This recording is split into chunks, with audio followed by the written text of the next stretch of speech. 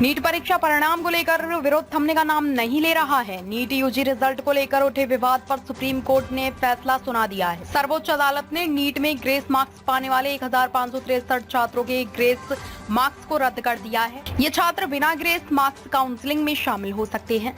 साथ ही इनको फिर से परीक्षा देने का विकल्प भी दिया है। इसके साथ ही एनडीए की ओर से स्पष्ट किया गया है कि नीट के रीटेस्ट का आयोजन 23 जून को होगा और 30 जून तक नतीजे घोषित कर दिए जाएंगे। जब नीट यूजी परीक्षा का रिजल्ट 4 जून को घोषित किया गया, नतीजे जारी होने के साथ ही विवाद भी शुरू हो गया।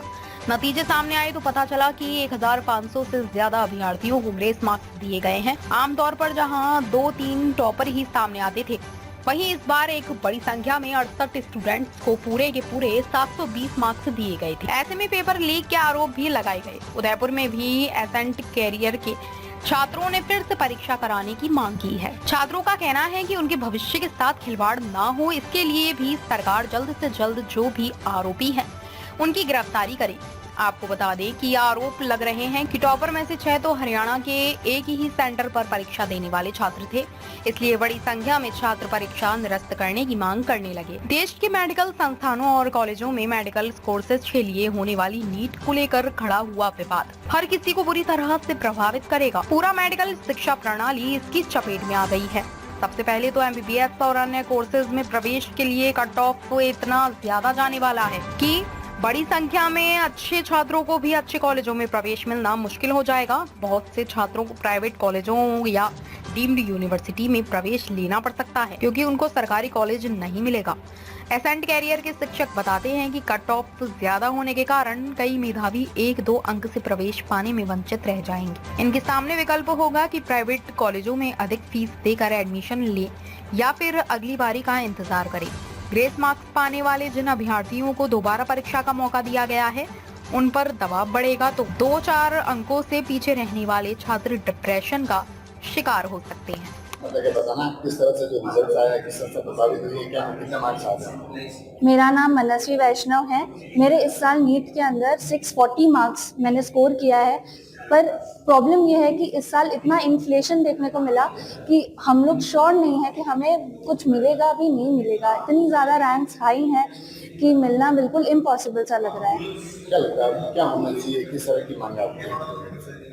हमारी मांग है कि इस पूरे जो भी हुआ है, साफ साफ नजर आ रहा है कि कुछ ना कुछ गड़बड़ियां हुई हैं। तो मेरी यही मांग है कि सही तरीके से इस पूरी मामले की जांच हो और जो भी कल्प्रिट्स हैं, जिन्होंने भी गलत काम किया है, उनको सजा मिलनी ही चाहिए।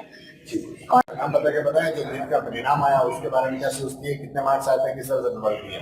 मेरा नाम मैत्रेयी पालीवाल है और इस बार मेरे नीट में 645 मार्क्स आए हैं। लेकिन इस बार जो मार्क्स आए हैं उसके हिसाब से जो रैंक्स आई है उसको देख के हम जितने भी स्टूडेंट्स ने इस बार एग्जाम दिया और उनको एक्सपेक्टेड था कि इस बार उनको कोई कॉलेज मिलेगा, उनके लिए बहुत ही शॉकिंग रिजल्ट्स थे। और जैसे ही रैंक देखी तो लगा कि अब हम आगे क्या करेंगे, क्योंकि इस मार्क्स पे इतनी ज्यादा रैंक आना बिल्कुल एक्सपेक्टेड नहीं था और ये पॉसिबल भी नहीं है कि इतना ज्यादा रैंक्स का इन्फ्लेशन हो।